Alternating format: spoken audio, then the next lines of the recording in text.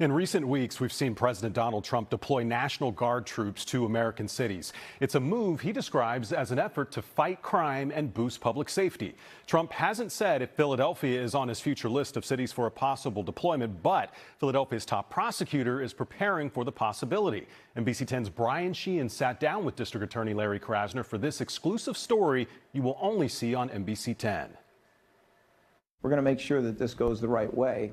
And if it doesn't, there will be consequences. In an exclusive sit-down conversation, Philadelphia District Attorney Larry Krasner is giving NBC 10 the first opportunity to ask questions about the possibility of President Donald Trump deploying National Guard troops to the city. If National Guard troops arrive here, we will do what we always do, which is uphold the Constitution and enforce the laws of the United States.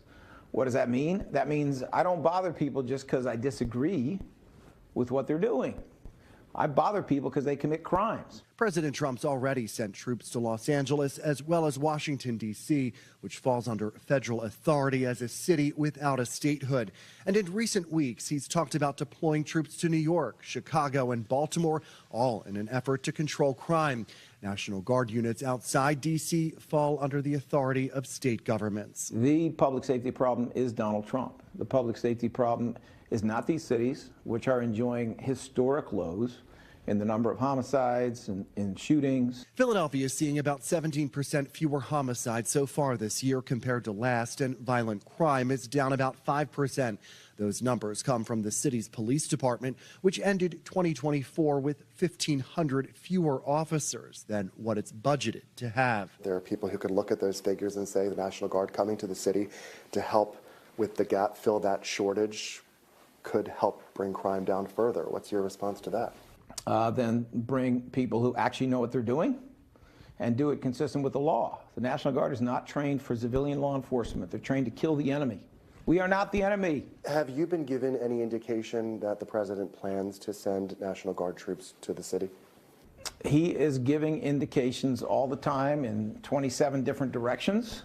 Half the time he doesn't even finish his sentence before it changes course.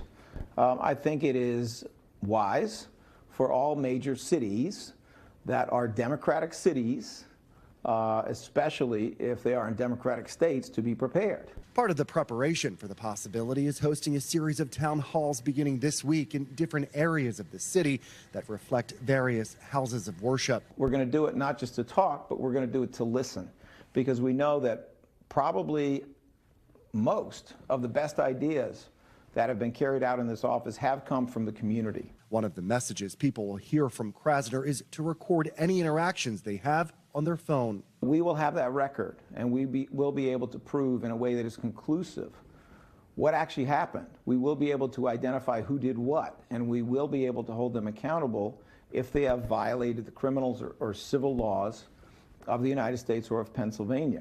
That's the key thing here. Krasner wants to reach as many people as possible at the town halls and says their input will be crucial in helping to prepare the city for what could happen. We know they have a lot to say, and they know that we need to be connected to them and we need to hear them. 3 town halls are slated to take place this week, with the first happening Tuesday night. I'm Brian Sheehan, NBC 10 News. Now, the city is holding town hall meetings to give residents more information about Philadelphia's plan in the event of a National Guard deployment. That information is on our website, NBC10.com.